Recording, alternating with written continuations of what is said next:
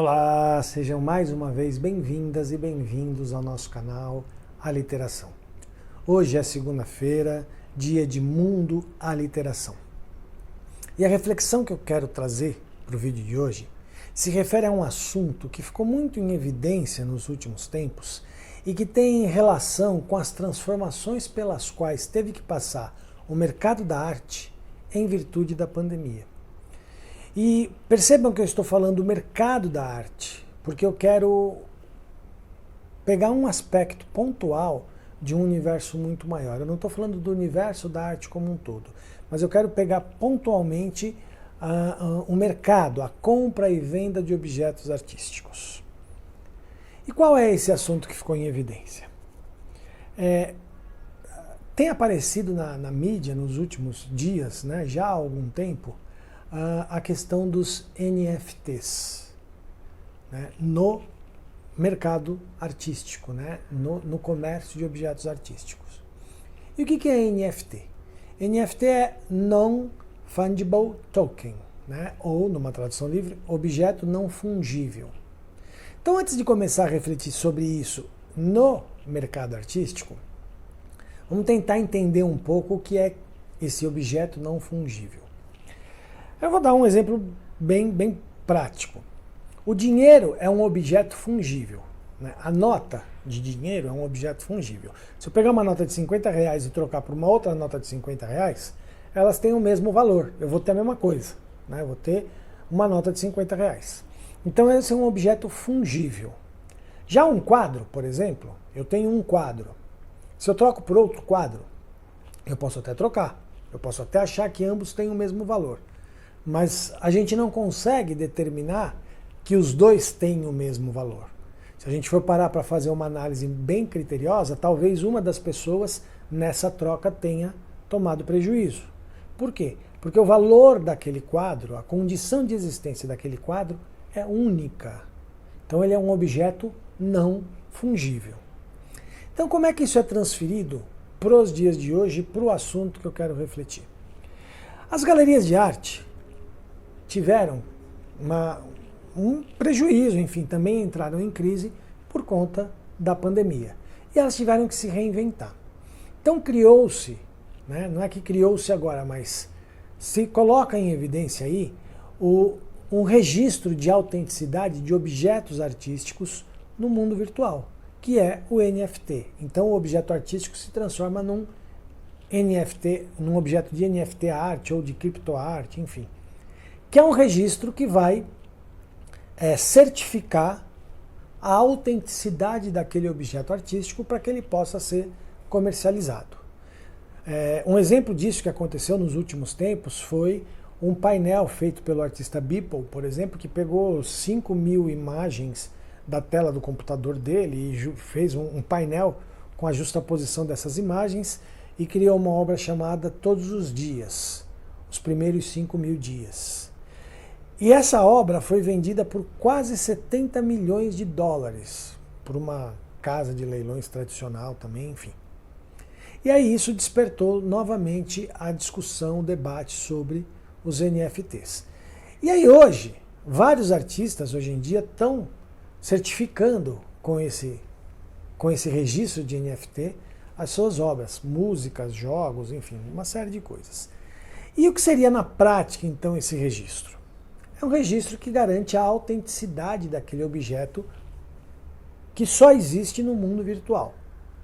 Então é diferente de um objeto que existe no mundo real. É diferente de eu pegar um quadro, tirar uma foto do meu quadro e colocá-lo para vender no mundo virtual. Colocá-lo numa galeria virtual, porque o quadro existe. É um objeto que existe no mundo real e que eu coloquei no mundo virtual para vender. Eu coloquei um registro desse objeto no mundo virtual para vender. Quando um objeto ganha o registro de NFT, ele é um objeto que só existe no mundo virtual. Ele não tem uma existência no mundo real. E aí esse registro serve para dar autenticidade a esse objeto. E aí ele vai ser comercializado. Muito bem. Tranquilo, até aí tudo bem. Eu tenho as minhas questões com relação à comercialização da obra de arte, já falei disso em outros vídeos.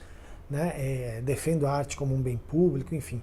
Alguns vídeos que vão aparecer aí para vocês já refletiram essas questões e eu já me posicionei a respeito disso. Mas não é essa reflexão que eu quero fazer agora.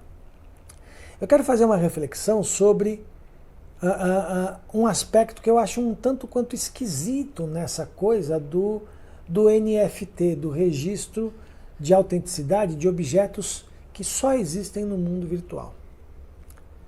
Para mim, se a gente parar para analisar bem, um registro de autenticidade de um objeto artístico, ele vai pegar 3 aspectos. Quais?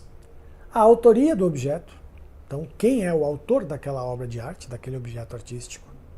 A propriedade do objeto, que pode ser do autor ou não, né? Aí tem a ver com a questão da comercialização da obra de arte, enfim.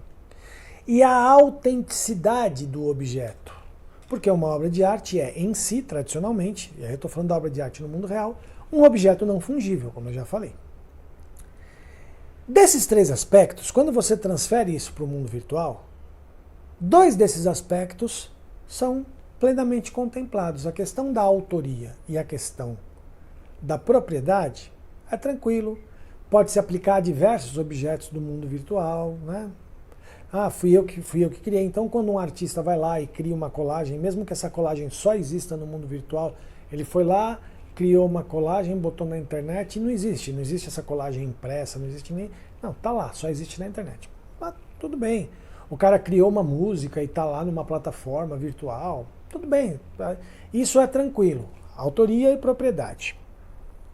Agora, a questão da autenticidade é que para mim é um aspecto um pouco esquisito. E percebam que eu não estou criticando, mas eu estou refletindo sobre isso.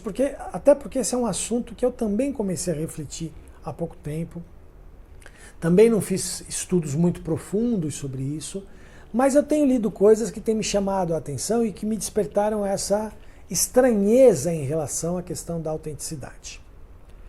Vamos supor o seguinte, aí eu vou usar exemplos de coisas que ganharam registro de NFT. Veja, eu não estou pegando nenhum exemplo inventado, tá? São exemplos que ganharam registro de NFT. Então eu pego lá, eu filmo uma jogada maravilhosa de um jogo de basquete. O jogador foi lá, enterrou a bola, uma enterrada linda, e eu filmei esse momento. E aí eu pego o vídeo desse momento, pequenos segundos desse momento, e registro e dou a esse videozinho o registro de NFT. Aí para mim existem 2 problemas. Primeiro, outras pessoas podem ter registrado de outros ângulos, ou de um ângulo parecido com o meu, melhor, não importa a qualidade do ângulo, a mesma jogada. Então percebam que o vídeo vai rodar na internet. O videozinho que eu fiz e que eu coloquei o registro, tudo bem. Pode ser que eu fale, então, só vai rodar esse vídeo se quem pagar. Mas existem milhares de outros vídeos rodando, dessa mesma jogada rodando pela internet. Então, qual é o intuito de eu segurar isso se outros vão? Aí eu coloco o registro de autenticidade, pago por isso e jogo na internet. Aí vem o segundo aspecto. Alguém pega esse vídeo e reproduz, o meu vídeo, e reproduz na internet. No mundo real, se alguém reproduz uma obra de arte, ela está falsificando a obra de arte, ou seja, ela está publicando uma cópia da obra de arte. É outro corpo físico. No mundo virtual, como a obra não tem um corpo físico, quando alguém reproduz o meu vídeo, está reproduzindo o próprio vídeo, está reproduzindo a obra, o corpo da obra é o mesmo. Então percebam que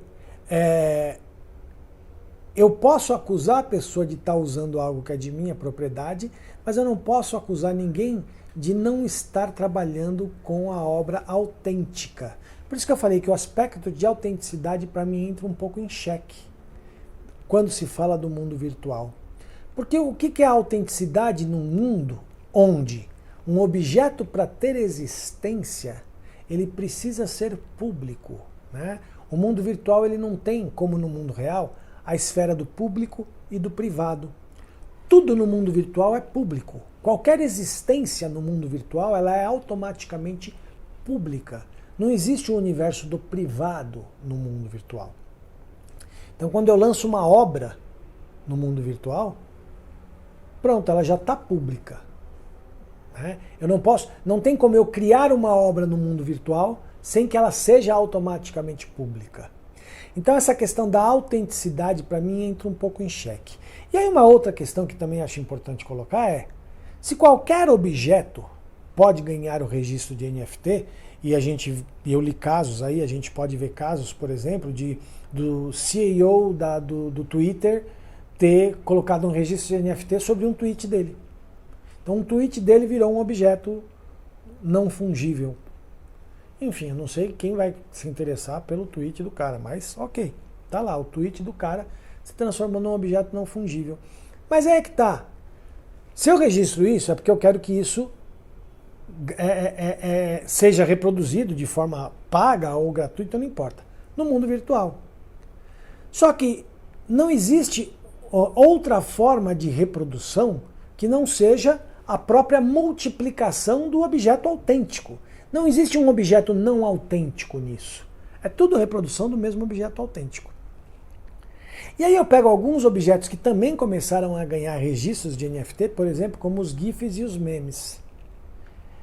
É muito esquisito eu, por exemplo, registrar um meme, ser dono de um meme, e falar, então, a partir de agora o meme só vai ser reproduzido se pagar.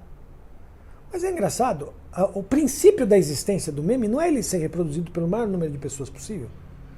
Né? Quer dizer, a condição essencial de existência do meme é que todo mundo veja, que todo mundo reproduza, por isso que vira meme. Né? Porque todo mundo reproduz. Então é a multiplicação disso é que dá a ele condição de ser um meme. E aí eu coloco isso como condição de pagamento, só vai reproduzir se tiver pagamento. Eu acho isso muito esquisito.